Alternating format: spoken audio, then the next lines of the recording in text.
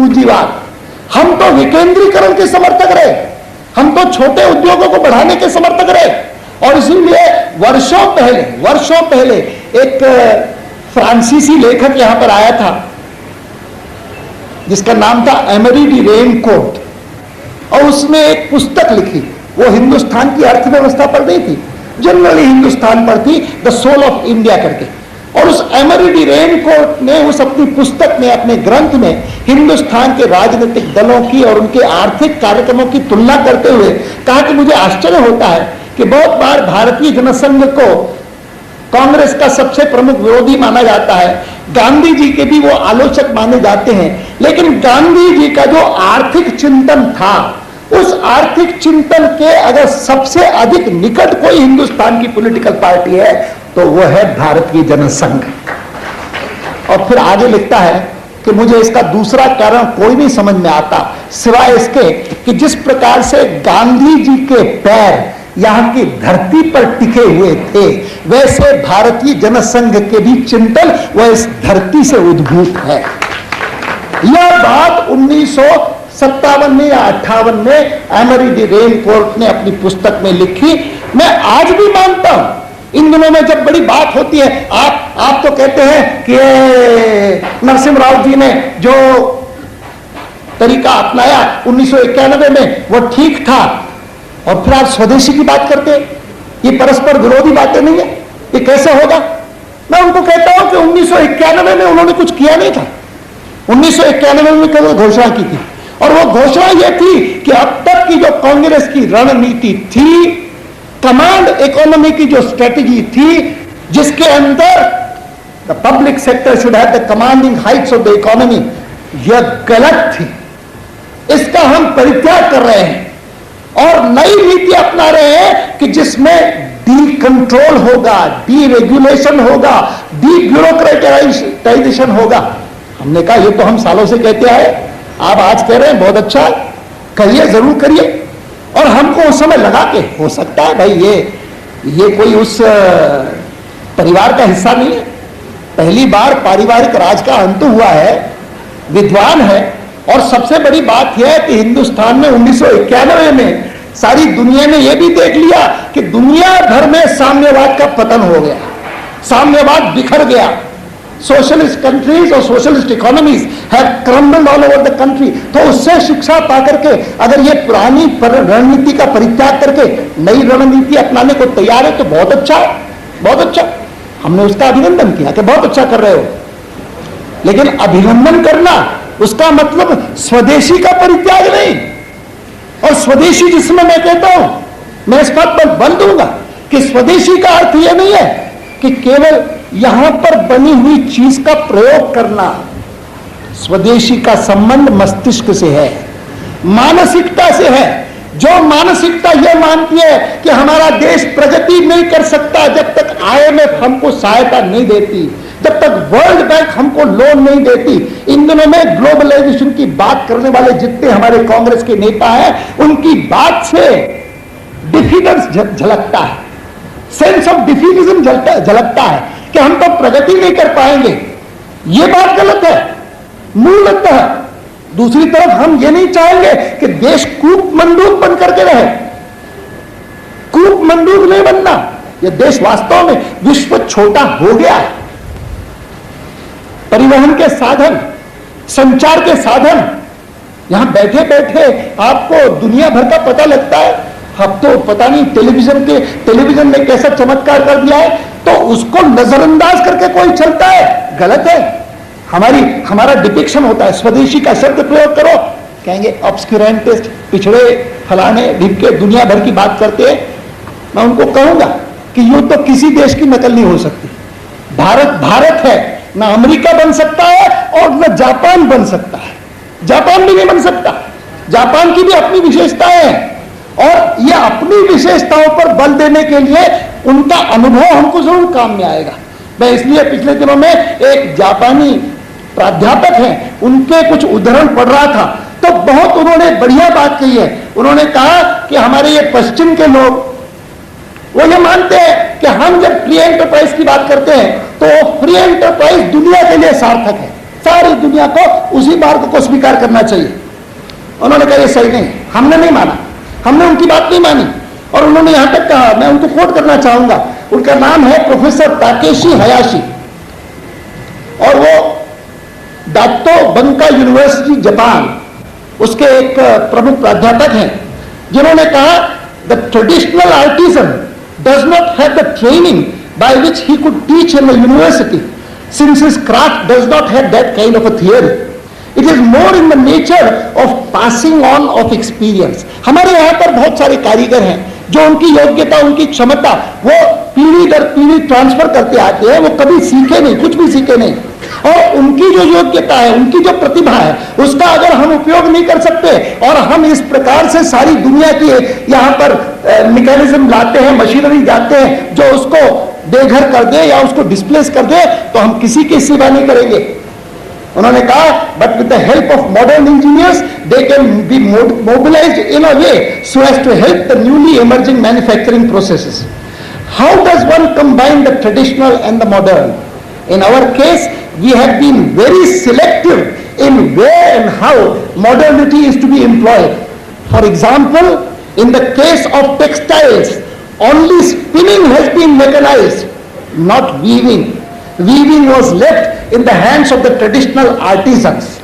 लंबा उसमें मैं पूरा नहीं उद्धृत करना चाहता हूं। मूलतः परंपरा और आधुनिकता इन दोनों का सही मेल चाहिए, और उसमें सारा विश्व छोटा हो गया है, एक दूसरे को प्रभावित करते हैं, और इसीलिए मैं सावधान करूंगा अपने सभी साथियों को, सहयोगियों को, जेनोफोबिया जिसको कहते हैं ना, कोई बाहर का है, कोई विदेशी है इसलिए खराब है, यह दृष्टिकोण कभी ना अपना है। जेनोफोबिया अच्छी चीज नहीं, लेकिन कोई बाहर का है इसीलिए चकाचौंध में आकर के उसी का अनुसरण करना, उसी की नकल करना, क्योंकि स्विट्जरलैंड में यह होता है इसलिए हमको यह करना चाहिए, इस चक्कर में नहीं मत पड़ना। हम बहुत इसके भुगते हुए अंग्रेजी के प्रभाव से हम कितने हीन भाव से ग्रसित हैं, इसका अनुभव हमको पद पर आता है।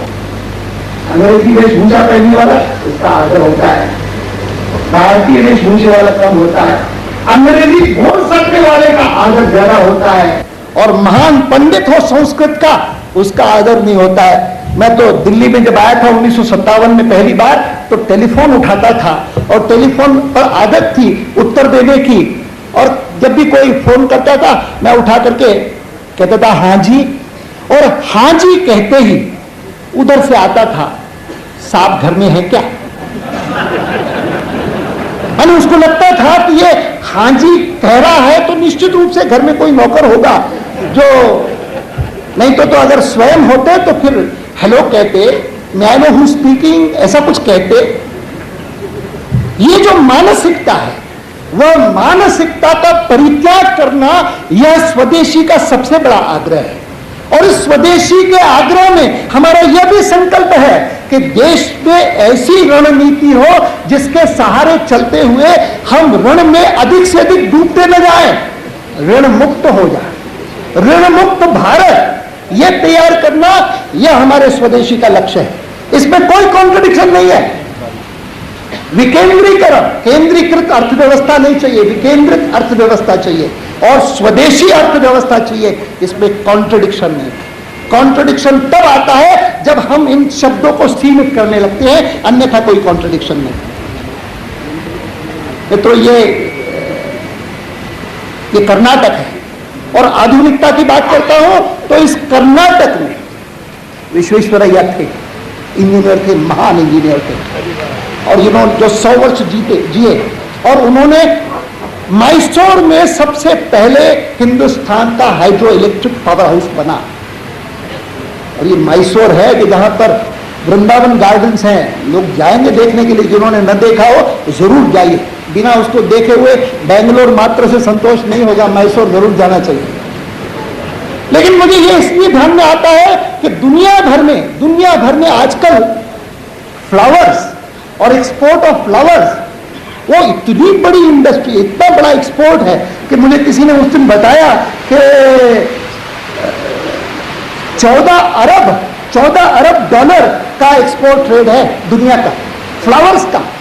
और हमारा नगण्य है, जबकि हिंदुस्तान में तो पूरे 12 महीने धूप होती है। सिक्किम के कोई लोग यहां पर आएंगे तो वो बताएंगे कि एक तो विशेष फ्लावर होता है ऑर्किड, वो ऑर्किड वहां पर कितना बढ़िया होता है। अर्थात कि अपनी क्षमता, अपनी प्रतिभा, अपने रिसोर्सेज, उनका मैक्सिमम उपयोग करने का संकल्प अगर हमारा होगा तो निश्चित रूप से भारत एक महान देश बन सकता है, काफी ऊंचा देश बन सकता है। और भारतीय जनता पार्टी का स्वप्न है कि 21वीं शताब्दी में प्रवेश करने के तुरंत बाद ऐसी स्थिति देश में हो जब किसी को भी अपनी न्यूनतम आवश्यकताओं से सीमित न रहना पड़े, वंचित न रहना पड़े। खाद्य की, भोजन की, आवास की, ये क्या तरीका है कि करोड़ों लोग भोजन पूरा नहीं करते, करोड़ों लोग बिना जल के। और मैं गया हूं, यहां भैरव सिंह जी बैठे हैं, भैरव सिंह जी के राजस्थान में तो ऐसे बहुत सारे गांव हैं कि जहां पर लोगों को 10-10, 12-12, 15-15 किलोमीटर पैदल जाकर के पानी लाना पड़ता है, कहीं से पानी नहीं पीने का। एक बार किसी गांव में जाने का अवसर आया था, ये ठीक है कि 10-12 पहले वर्ष की बात है, और उसके बाद भैरव सिंह जी वहां पर मुख्यमंत्री रहे हैं तो उनके कारण कुछ चमत्कारी परिवर्तन हुआ होगा, लेकिन तब की दिशा इतनी खराब थी कि लगता था कि ये हिंदुस्तान में यह स्थिति आज भी, और उस स्थिति में हम जो शहरों में रहने वाले हैं और सभी दुनिया भर की सुविधाएं प्राप्त करते हैं, तो एक प्रकार से कभी कभी तो लगता है जैसे मानो हम पाप के भागीदार हो रहे हैं, जब बाकी दुनिया को इतना कष्ट है, इतनी तकलीफ है, हमको इतनी सुविधाएं। और यह स्थिति हमको परिवर्तित करनी है। देश की स्थिति, उसका थोड़ा सा विवरण मैं कर चुका हूं। मैं मानता हूं कि कश्मीर में जो हमने गलतियां की हैं और बंबई के बम विस्फोट जो अभी मार्च में हुए हैं, इन दोनों ने राष्ट्र के सामने एक बहुत बड़ा विषय खड़ा किया है कि क्या वर्तमान शासन और इनकी वर्तमान नीतियों के चलते हुए राष्ट्र सुरक्षित है, आम नागरिक सुरक्षित है। हर एक के मन में चिंता होती है कि क्या होगा, कैसे होगा, हम बचेंगे कि नहीं बचेंगे। और खास करके बंबई के बम विस्फोटों के बाद, उससे पहले तो मान लिया जाता था अरे ठीक है, ये होता रहता है, कश्मीर में होता रहता है, पंजाब में होता रहता है, कभी कभी दिल्ली हरियाणा में भी हो जाता है, तराई के इलाके में उत्तर प्रदेश में हो जाता है। लेकिन बंबई हिंदुस्तान का कमर्शियल कैपिटल है, वहां पर तो दंगा भी नहीं होता, वहां पर कोई बम विस्फोट भी नहीं होता। और बंबई के पुलिस की तो बात लोग कहते थे, बंबई के लोग बड़े गर्व से कहते थे कि स्कॉटलैंड यार्ड के बाद कोई एफिशिएंट पुलिस है तो वहां की पुलिस कहते थे। अब नहीं कहते, अब कोई नहीं कहता। अब तो कहते हैं कि अगर माफिया का प्रवेश सबसे ज्यादा कहीं पर है तो बंबई में।